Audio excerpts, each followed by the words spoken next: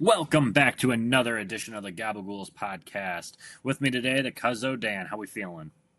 You know what? We're feeling lovely today. Big sports news that just happened last night. But before we delve, if you will, into that, let's just go ahead and say it. Nice day outside, right? I know people Sun like to say shining. this Gabagools. This is a sports podcast. I completely understand, but we like to give you a little bit more than We're just the more than just sports. sports. Yeah, we're more than just sports because it's the Gabagools Podcast. It doesn't say Gabagools Sports. This is absolutely correct. This is a very good eye, and that's what we do, right? Kind of pretty nice day out there. I've got a pool at the new apartment here. I was totally thinking, I really messed this one up. Should have been at the pool for like an hour before this. Could have gotten a little base tan on. I You know, need could one. Yeah. Yeah. Well, the Strasabasco gene really needs them. But yeah, I'll tell you, beautiful day and a lot of big time stuff to get into. So be ready, be prepared. Hope you got your pencils and your notebooks ready because I Chalkboard. certainly do. Yep, absolutely. All right, well, let's just jump right in. Obviously, we could lead off with the quick hits of the NHL. Obviously, Stanley Cup's going on. Florida went up 3-2. Brad Marchand had the huge game, 2 goals the other night, and game 5. I think game 6. I'll look it up later when game 6 is, but Florida's back up. They are 1 game away from, you know, going back to back, which would be kind of crazy because we haven't, seen that. I think Tampa Bay went back to back, but still, it's these Florida teams, which you'd be like, oh, Florida and hockey winning it, but it's because they can put the no state income tax on in these contracts. So a lot of players want to go there and they can get paid a little bit more. But can't count out Edmonton. They obviously still have the best player in the world with Connor McDavid. So we'll see what else turns out with that one. Now, correct me if I'm wrong. I believe did you pick Florida to win this Stanley Cup or no? I have Edmonton because I have that Oh, plus you Edmonton. 900 bet on that Okay. one. You know, it's so tough to repeat in sports. I don't know what sport is the most difficult to repeat in, but hockey, man, with that salary cap and guys move around, it seems like every single year you got good players going from one team to the other, and I feel like I'm not as well versed in hockey as you are by any means, but I feel like hockey's got to be up there to be one of the tougher sports to repeat in. Definitely. You could throw that one. Baseball obviously is real tough. I don't think we've seen a back to back winner since the Yankees, and that was like in the 2000s, right? Either that or just before that, yeah. I mean, it's been a few years at the very least for baseball, yeah. Yeah, and I think overall, just like the GMs are getting better, players are getting better, where it's a lot more spread out. Because obviously when you look at baseball, there hasn't been one in a long time. NBA, we've had a new champion the last 7 years. I think they said the last 7 seasons, so I think that's pretty good. It is good. I think what the NFL you've got didn't the Chiefs did they repeat? Yeah, they went back to back. So I mean, you've got that. everywhere that has a salary cap, NHL obviously is real tough just because of like the salary constrictions that they have. Obviously, they have a cap, a hard cap with that one, which I think all sports should have that because then you get the turnover with the players, which is good because then you get some of these smaller markets end up with some talent just because if they have the money to do it. And I think it's just needed because, like, obviously you end up with like teams that repeat and stuff, and I think that's a big thing for baseball that baseball needs is just they need to throw a cap on there. So like, and and the good thing about having a cap, you have to have a floor. So then obviously the Dodgers, Mets, whoever else is throwing out entire cities worth of money on players. The teams like the Athletics who just hey, we're gonna move states and just pocket pinch it. They have to have a hard cap on how much they have. So whether that's I think hockey's is like 32 or something. So I know Arizona was notorious for just taking on like long-term injured reserve retiree players that still had contracts, so just to make the floor, by the end of the year. So they were pretty big in that. But yeah, definitely NHL is very tough to do it just because of how grueling and how long the season is to be able to do it. And obviously the Hawks, did 3 and 6, and realistically they probably should have had 4. They would have went back to back to back. That 2014 one will always haunt me. I think I bring it up at least once a time when we talk about championships. So. You know what? You can't win them all, but 3-6. I think we've mentioned it. I think that's a little dynasty that we had there. So that's the best we've had for Chicago sports in quite a while. Yeah, So since the Bulls. But yeah, jumping into the next topic, we got WNBA. Caitlin Clark returned to action on Saturday. She dropped 32 points. She had 9 threes in 45 seconds in, I think, the second quarter or the end of the first to kind of put them right back in the lead. And they took out the. did you say 9 threes in 45 seconds? Yeah, it was wild. What? Were you watching that? Yeah, I actually did. That was the funny part. Is All I right, had you got to not. go over that real quick because that's like some Tracy McGrady stuff back in the day, but that's even more. Yeah, the one she pulled up from like the logo, smashed it as usual. Butter in there, and then right after that, I think they had like a turnover. She got the ball back again. Like somebody either passed it to her. She hit another three, and then by the end of the I think they had a TV timeout or something else. She sunk another three right after. So it was just like a crazy turn of events where they just fed the ball and she was hot. So it works out. Shoot or shoot. Shoot or shoot. She's obviously really good for a reason. That's why she gets all the views. Unlike like previous years, the viewership wasn't there, but now this new wave of players is coming in. It's making it exciting, and they took out the undefeated Liberty, the champions from last year. Sabrina, I'm going to butcher her last name, Inuwatsu. She dropped 34, so she's actually pretty good too. She went to Oregon, if you remember. She was one of the. I don't know if she went number one a couple years back, but she was pretty good at Oregon as well. So, Okay. and I think I saw Angel Reese had her first career triple double over the How weekend about as that, well. huh? So, Chicago Sky, right? She's yep, on Chicago Chicago Sky. team. Yep, I her think Haley I think Van Lith. So, I think we're still more team Caitlin. oh yeah, But you know what? Good for Angel. Anything good for Chicago sports is a good thing. So triple double. Keep doing it. Keep doing your thing, girl.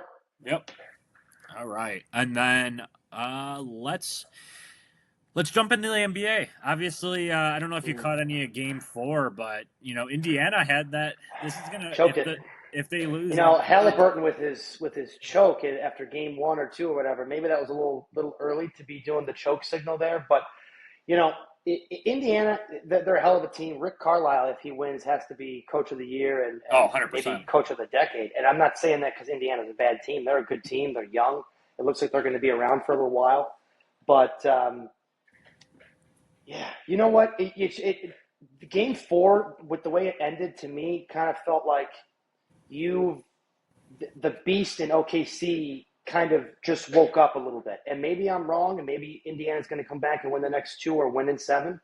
But it just seems like the Thunder, they're hanging around in these games, but it feels like Indiana should have won this game.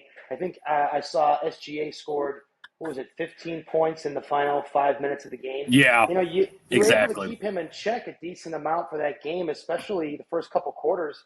Seemed like they whatever they were doing, he's taking tougher shots, and it felt like that game plan was a recipe for success.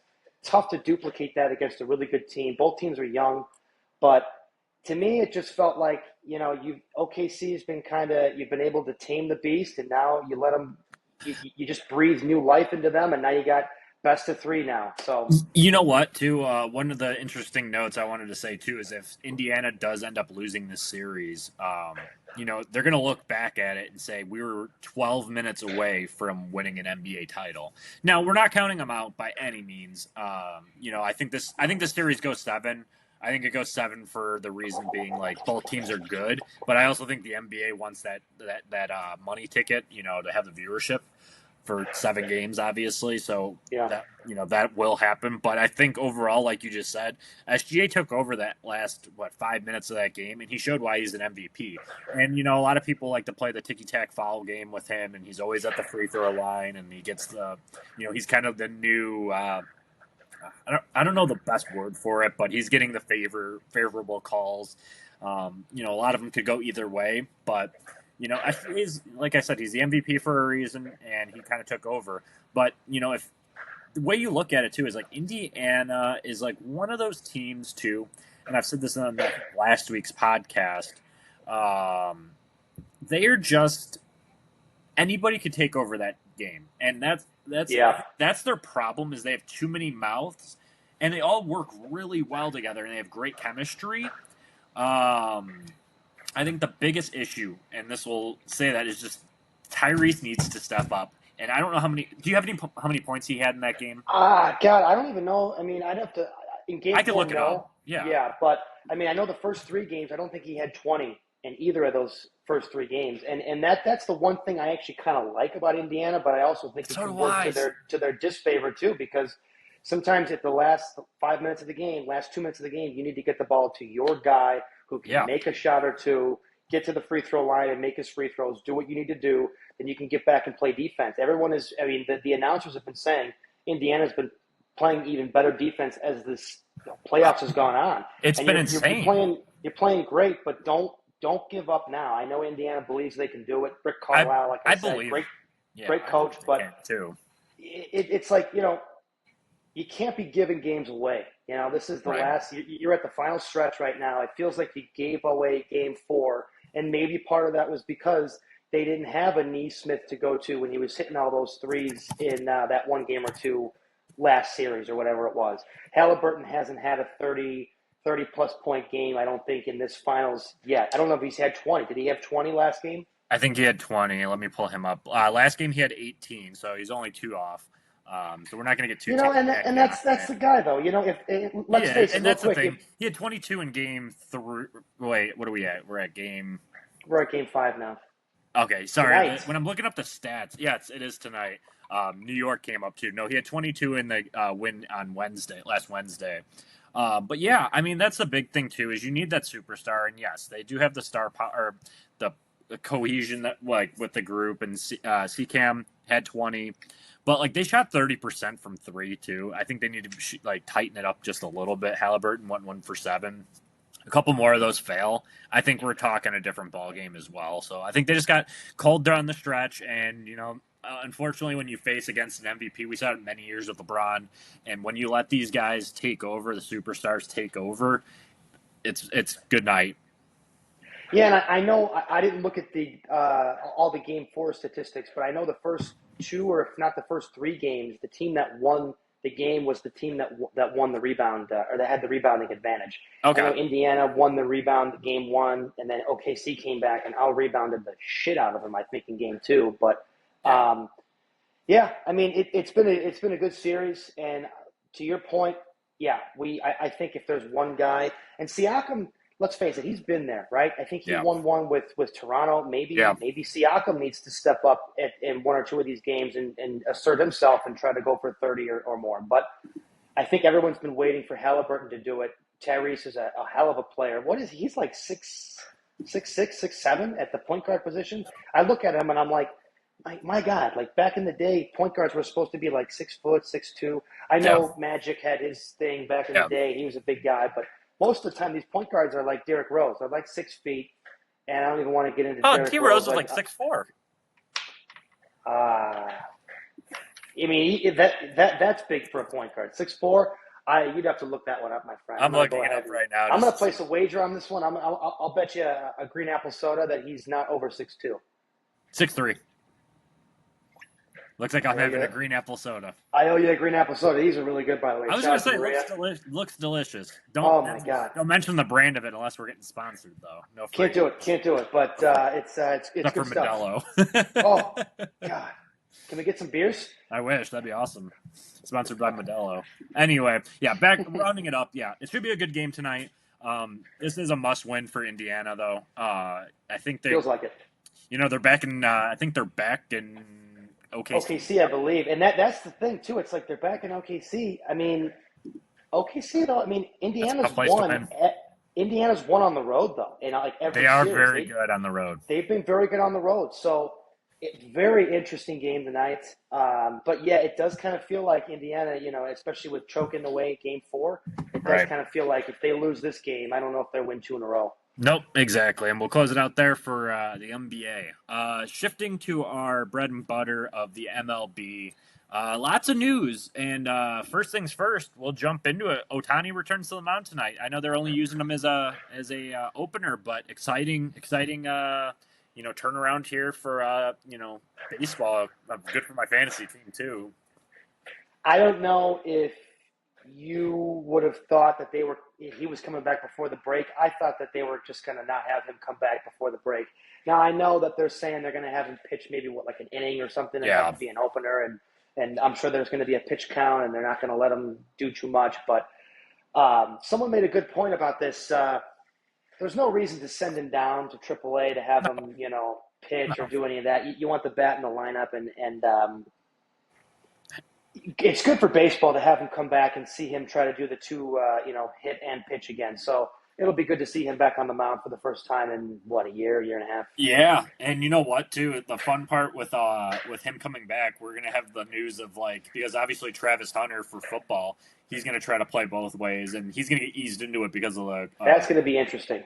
So we'll be talking, which that'll be the topic of next year once Ohtani comes back fully of pitching, and then same with if Travis Hunter does play both ways, which one's more difficult to do? I think both are difficult, but I mean I would have to say football because you're taking a hit and then you're laying one. So, but we'll have to see. But yeah, that's exciting. Glad Ohtani's back. It's good for the ball game. And then obviously the other exciting news is the Devers trade. You want to dive into that? I mean, I'm sure you're the same way. When this came across the ticker tape or whatever last night and you heard about it, you're like, hold up, wait a minute. We all knew that he and the front office were not happy with each other. I feel like there's blame on both sides. I don't think you can blame either party much more than the other. But it does seem like the front office probably, in my opinion, started this by not going to him in spring training and asking him before they acquired Bregman, saying, hey, we've got a chance to get better defensively at third. You're still one of the best hitters in the league. You're still our guy. They just gave him the 10-year, $313.5 million contract extension a year or two ago. Right. So, you signed this guy to be your guy. Maybe they tried until now, from spring training until now, to kind of repair the relationship. But obviously, Rafi was upset, and they asked him to try to go play first when Costas got hurt. He didn't want to do that. So there's blame on his side too. He was upset and didn't want to try to help the team. But just from a player perspective, Sam Frank gets one of the best bats in the league. Yeah. If you look at his numbers he started 0 for 20 with 15 strikeouts. If you look at his numbers, you would never know that he had that bad of a first week or two. Right, and jumping into his numbers too, against the NL West, he hits very well too. I'm not going to dive into the numbers because who really cares? But he's had great numbers against the NL West, so that helps close the gap. I think they're currently sitting in second place in the West, and obviously with a tight race for the wild card, that kind of gives them the little boost that they desperately need. I know Matt Chapman's on the IL right now, so. Obviously, we don't know what we're going to see, for that. But I did see something this morning. I don't know if it was just clickbait or not, but apparently Devers already told the Giants he'd play first if he needs to. I'm like, what a, I don't know. He got his slap in the face right there. Yeah, in the face. We're not going to be mean because I get it. You have to look at it from a player perspective. Screw these guys. But I mean, I don't know what the Red Sox are doing with that too. But yeah, from the Giants' perspective. Great ad. You have a third baseman back if you want. You have a DH if you need him to. I love the universal DH, like I've said a million times too. But yeah, if he plays first, that fills a huge hole. Wilmer Flores I don't know if he slides over to second. I know he used to play second a long time ago. But yeah, good for the Giants. Obviously, they returned Kyle Harrison, who Boston already sent down to AAA to work on everything. And then Jordan Hicks, he's on the IL, and then Tibbs, James Tibbs, it was their number 4 prospect, drafted 13th overall in 2024, and then a 20-year-old reliever, which is I don't know much about him, Jose Bayo. He might be pretty good, but kind of interesting. I mean, Boston, I saw something kind of funny come across the clicker too about the different players that the Boston Red Sox have traded. I mean, Mookie Betts.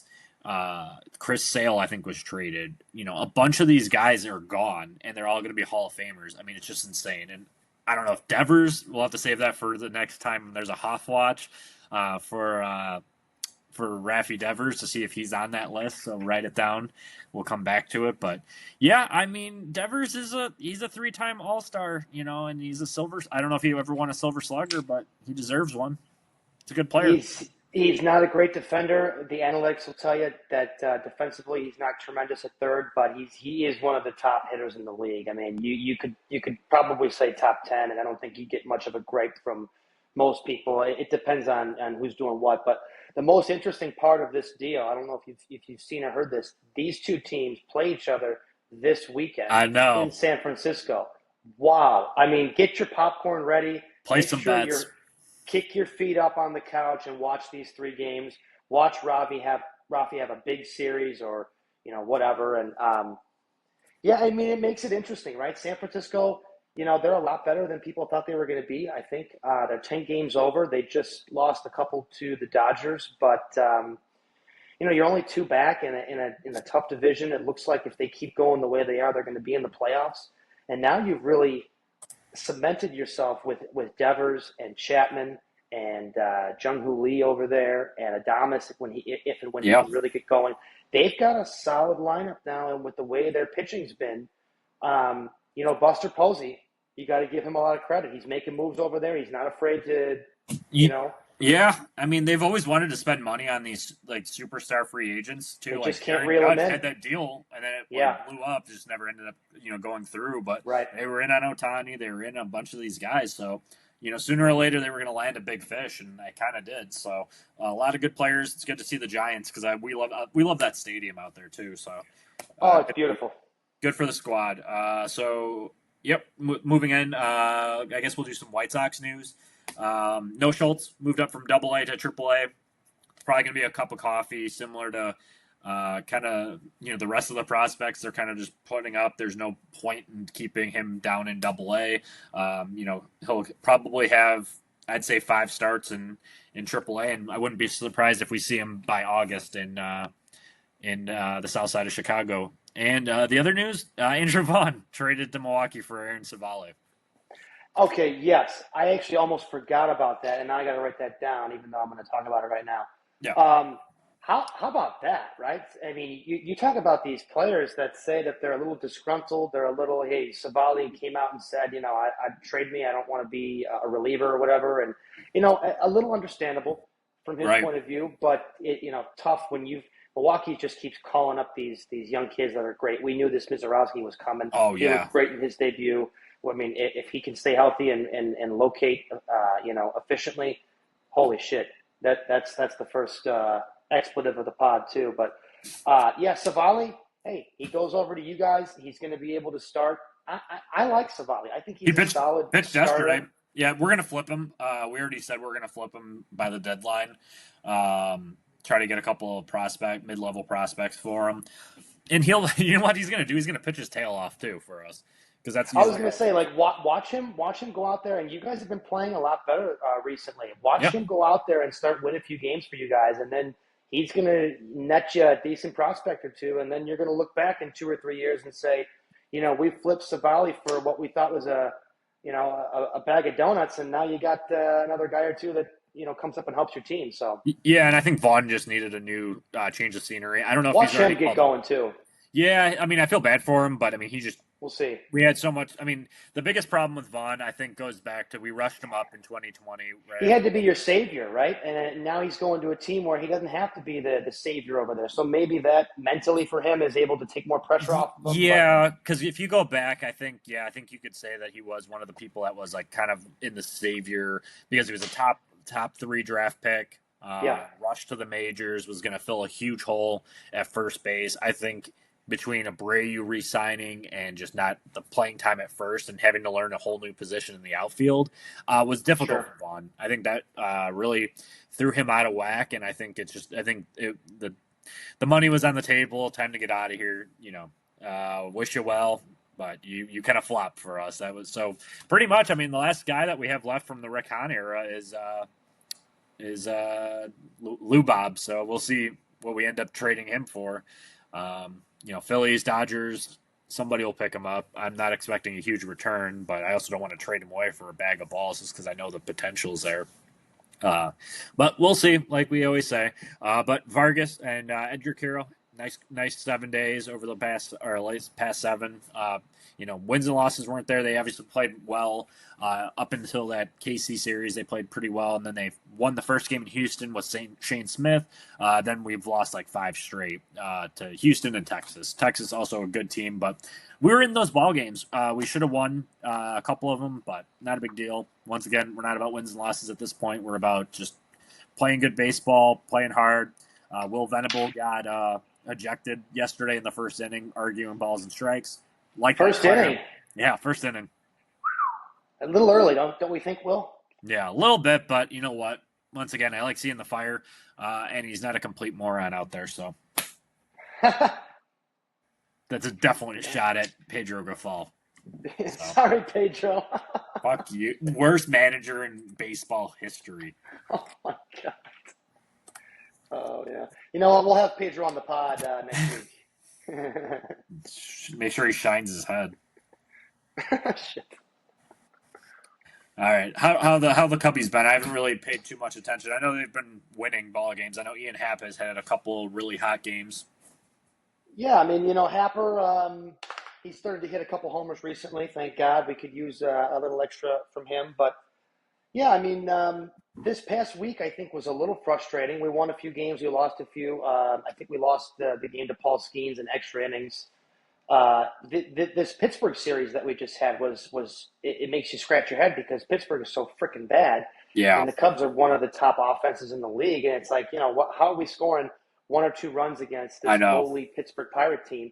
Paul Skeens can't pitch every game. Newsflash, he pitches one of those games. So, all you can say is, the pitching is still holding up, which has been huge. We're supposed to get Shota back, I think, by the end of the month is what I was hearing. So, yeah, hopefully we get him back. I mean, we need him.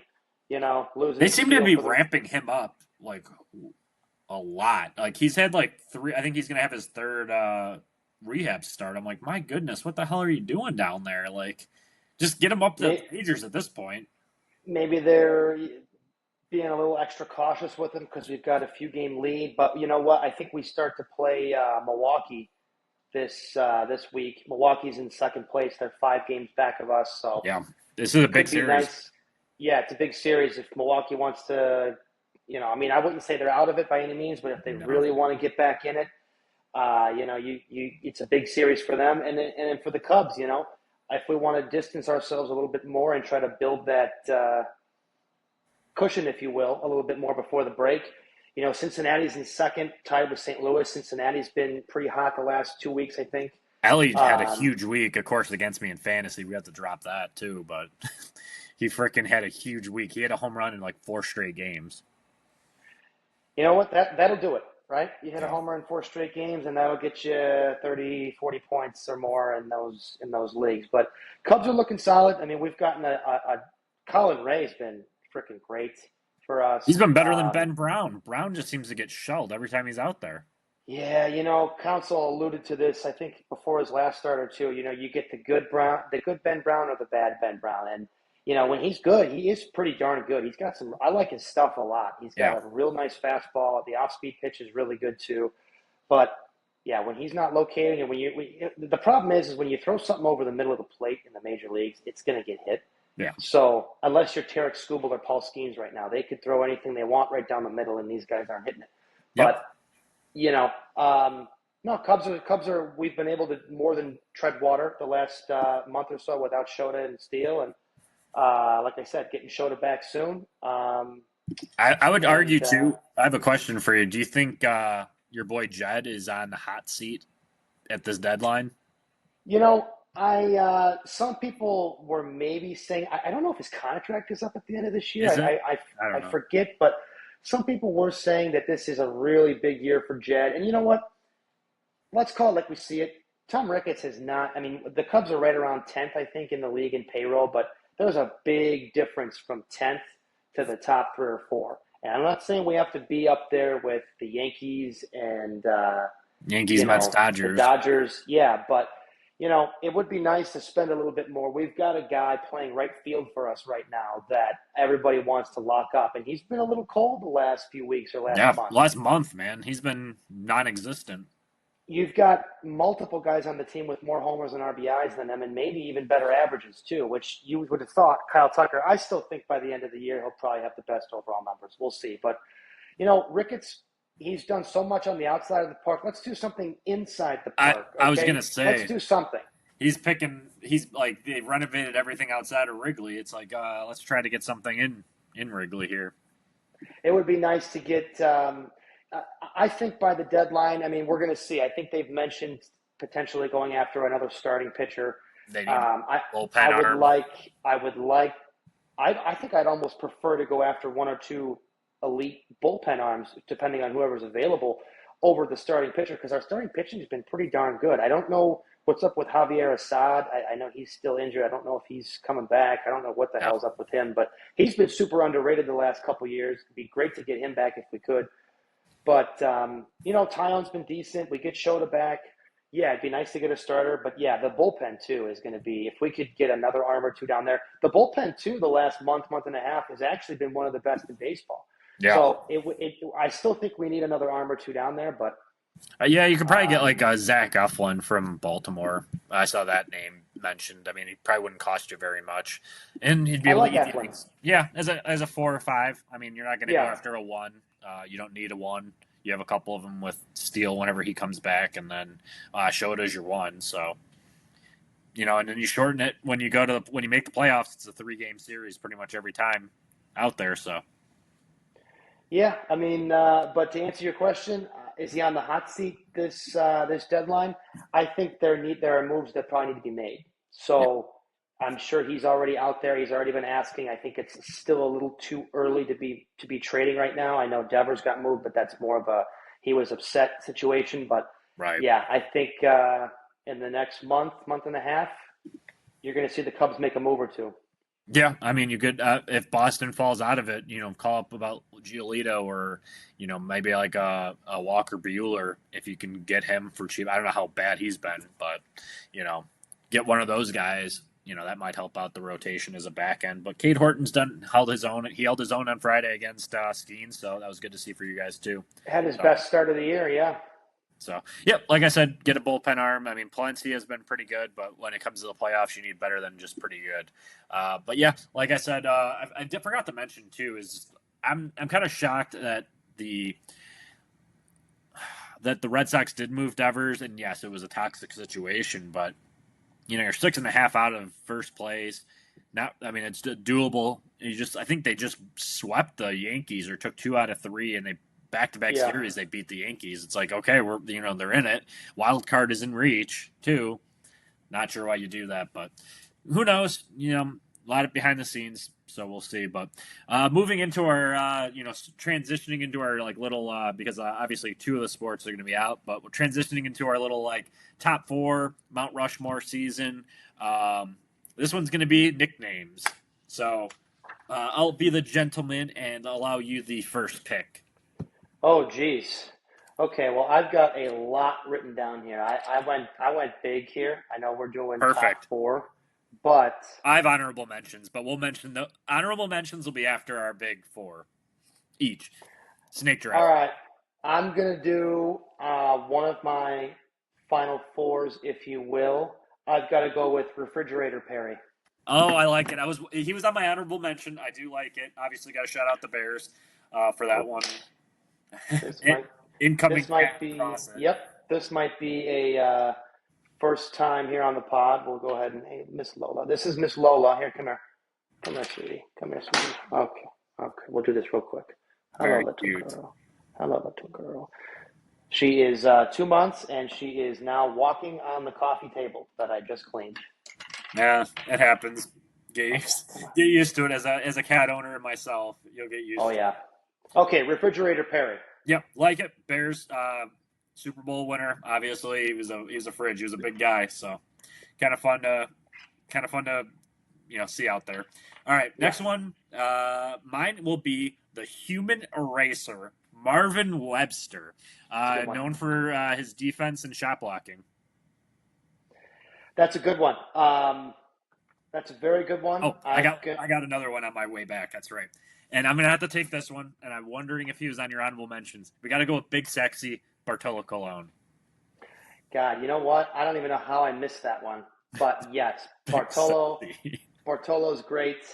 Um, and big sexy too. I mean, you don't get much better than that. Um, I have to go. Let's see here. Number two, I am going to go with. No, you know what? All right, here's what I'm going to do. Number two, we're going to go back to the NBA here. Jason Williams, Oh yeah, Mr. White Chocolate. love Okay, it. I love come it. on now, White Chocolate. Does it get much better than that? I'm going to go ahead and say I don't think it does. He might No, even be my number one. he's awesome. He was a great player too. It was fun to watch him. All He right, was a you're up to stud. one more. Number three here, we are going Sweetness. Yep, that was on my list. Very good. Obviously, Walter Sweetness. Payton. Gosh, doesn't get much better than that one either. No, they. I enjoyed the Chicago. Keeping it in Chicago with that one. I'll do another one. We'll keep it in Chicago. We'll go with the Big Hurt, Frank Thomas. Obviously, AL MVP winner.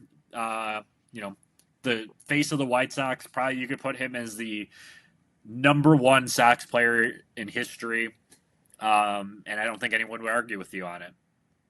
And then No, and just a quick note on the Big Hurt. Obviously, you know, Pops is a Sox fan. He was never a fan of Frank Thomas, though, so he always called him the Big Skirt. yeah, of course. I never understood why. He has his people he likes, he doesn't like, and that was I one of know. them. So I remember that. Yeah. he's a nut. And then on the return, we're gonna close it out with Joe Namath, Broadway Joe. Oh, Simple and to you the know what? point. I had that one. I had that one on there too. This is tough. You know what? Just I could go with like 10 ones here for my last one. We're going Mr. October. It was Reggie on my Jackson. list. I had to Oh choose. man, it's when you're named after a month, a playoff month in sports. It really. I'm going to say this for like the fourth time in the last 2 minutes. It doesn't get much better than that. Agreed. No, I'm with you 100%. Let's jump into our honorable mentions. This one's a fun one. The human rain delay, Mike Hargrove, because he would spend many times consuming adjustments between pitches. That was a little description, but laughed at that one. Human rain delay.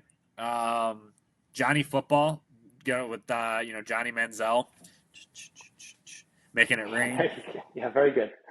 And then my last one I'll mention is Beast Mode. Got to go with Marshawn Lynch. That's a good one. Okay, all right. Well, if we're doing just three here, I'm going to rattle these off. I'm going to go with the Bus, Jerome Bettis. Yep. Let me go ahead and say, when your nickname is the Bus, get out of the way. Get off the lane. Get off the highway. Get out of the way. Steer clear. Steer clear of the bus. Second honorable mention. How about Real Deal Holyfield? It's got a ring to it. Oh, yeah. It's got a ring to it, Mr. Evander. Oh, geez. I mean, figure that out, Jeffrey. But no, come on. It rhymes. It gets the people going, right? Yeah. And then this one is more to the point, like you had with one of yours, Mean Joe Green. That's a good one too. Oh. I have one more because I was saving it to see if you mentioned it, but we got to go with Fred McGriff, the crime dog. Oh, the crime dog is good. There's so many good ones. I know. I had a list of like 20 here, and then you rattled off a couple that weren't on my list, and I'm like, how did I not have that? I know that. Yeah. That's fun. But yeah, we'll close it out there. Any closing comments, arguments?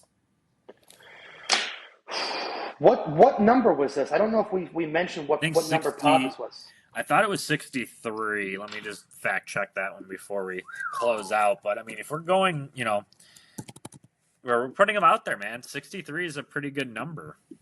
It's a great number. I mean, it's not the number I would use if I was playing sports, but it's a number. It's a lot. You're about like 200 pounds too small to use that number. I hope so. Honest. Be a nice offensive guard number.